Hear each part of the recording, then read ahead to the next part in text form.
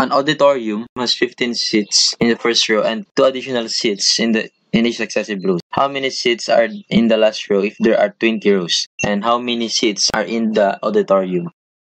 So sa auditorium daw, sa first row, merong 15 seats.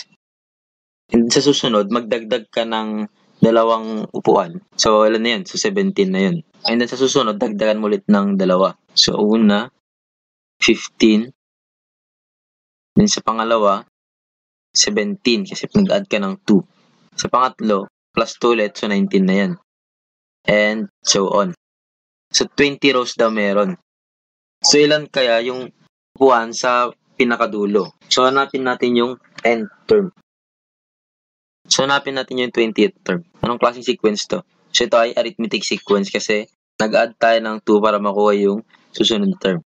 So ano nga ba yung formula para mahanap yung nth term ng arithmetic sequence? So x sub n is equal to first term plus common difference times n, number of terms, minus 1. So, hanapin natin yung 20th term. So, x sub 20 yan. And ano yung first term natin? 15. Plus common difference. Ano yung common difference? 2. Saan ko nakuha yung 2? Ito yung 2 additional seats. So, dadagdag yung 2. And then n, 20 kasi nga pang 20 rows. Minus 1. So, yan ay 15 plus 2 times 20 minus 1 is 19. So, that is 15 plus 2 times 19 is 38. And 15 plus 38 is 53. So, ang bilang ng upuan sa 20th row ay 53. So, sa pinakadulo. Then, second question. How many seats are in the auditorium? So, ilan daw lahat ng upuan sa auditorium? Hanap na natin yung pang-last na term which is 53. Then, hanapin natin kung ilan sila. So, gamitin natin yung arithmetic series. Formula, S sub n is equal to number of terms times a sub 1 of first term plus last term over 2. So, substitute na natin. So, n, ilang terms? 20, kasi 20 rows nga. And then, first term, that is 15. And last term, 53. Yung nasolve natin kanina. Over 2. Okay, so, 20 times 15 plus 53 is 68. 68 over 2. And 20 times 68 is 1,360 divided by 2.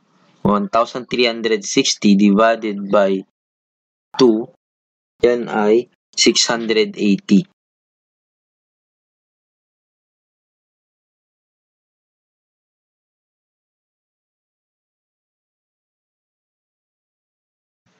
A bacterium reproduces by dividing into 2 and after a certain growth period, it divides again.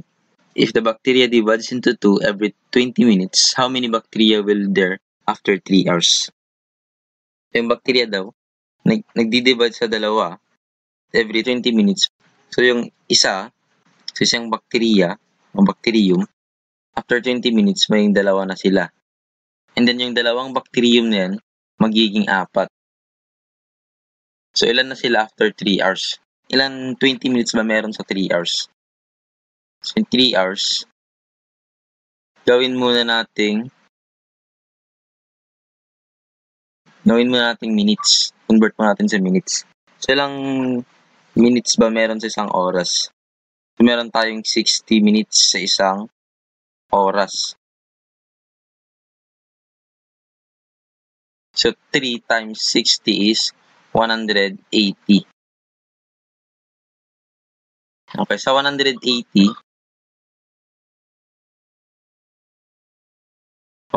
minutes, ilang 20 minutes meron? So, 180 divided by 20, yan ay 9. So, meron tayong siyam na 20 minutes sa 3 hours. So, ilang terms kaya magagawa natin kapag meron tayong time na 3 hours? So, siyam. So, 9 na terms. So, ang tanong, so ilang bacteria na daw ang meron after 3 hours? So, after 3 hours, so 9 na term na yan. So, hanapin natin yung 9th term. Anong klaseng sequence ba to? So, ito ay geometric sequence. Bakit ko nasabing geometric sequence? Kasi nagmumultiply tayo into 2. So, first term, 1. Nag-multiply tayo ng 2 kaya naging 2. And then sa 2, nag-multiply tayo ng 2 kaya naging 4. So, anong susunod sa 4? Mag-multiply ulit tayo ng 2 at yun ay 8.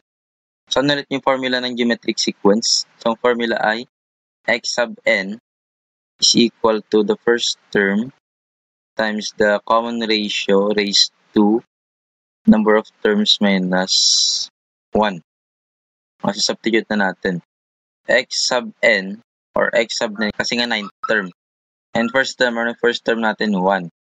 The common ratio. Sabi ko kanina, nagmumultiply tayo ng 2. Raised to n, so 9, minus 1. Then 1 times 2. 9 minus 1 is 8.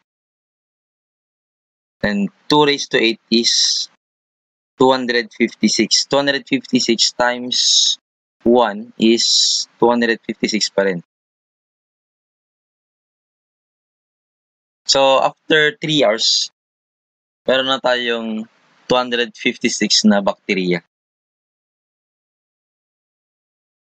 So, ito ang video natin para sa araw na ito. At sana nag-enjoy kayo at may bago kayong natutunan.